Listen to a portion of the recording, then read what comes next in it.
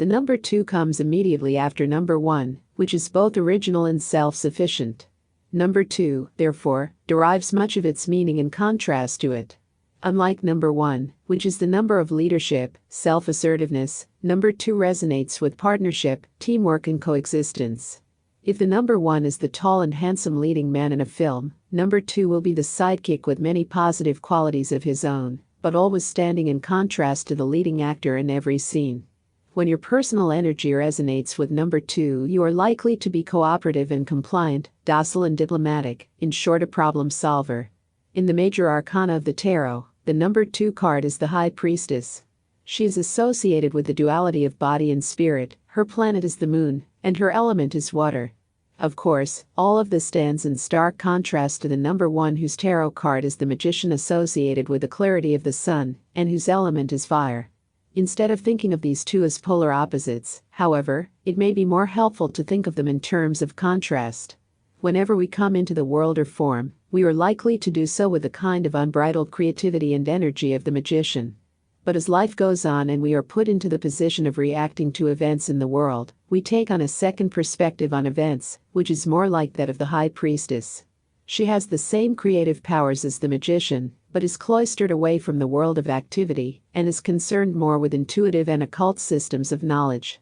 Like the moon, the number 2 shines with a borrowed light, but still has inspiring energy that is expressed in an introverted, emotional way.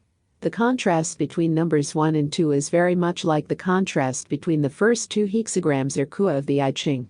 Unlike the first hexagram, called the creative principle in most translations of the I Ching, which is made up completely of solid yang lines, the second kua, which usually called the passive principle, is made up completely of broken yin lines. While it may seem as though these are polar opposites, the truth is that the I Ching is showing us a deeper truth that can be difficult to understand. Whether you are dealing with the active or the passive principles, both have the same power to create outcomes in the world of form. The passive principle is that aspect of reality the Taoists call wu wei, or not doing. When we are aligned with the vibrational essence of number 2, we are actually in a position of trusting the universe. Instead of actively taking control of every situation in our lives and doing it in an assertive sense, we can trust that things are simply being done. This passivity is not a form of weakness, but rather a deep understanding of the way reality works. If there is a special calling for those with a great amount of 2 energy in their charts, it is a diplomatic calling. This may not mean sitting on the UN Security Council, but rather that you have the ability to mediate in disputes at home or around the office, and can act as a peacemaker in a way that helps everyone involved. In terms of karma, having the number 2 as your life path or soul urge number could indicate that you were unable to cooperate with others in a former life.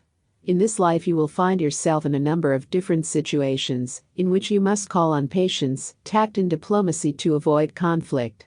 If your life has seemed to bring you an unending series of people who have been impossible to get along with, this may be the karmic influence that you are dealing with. The main challenge involved with being a 2 is all about controlling your emotions.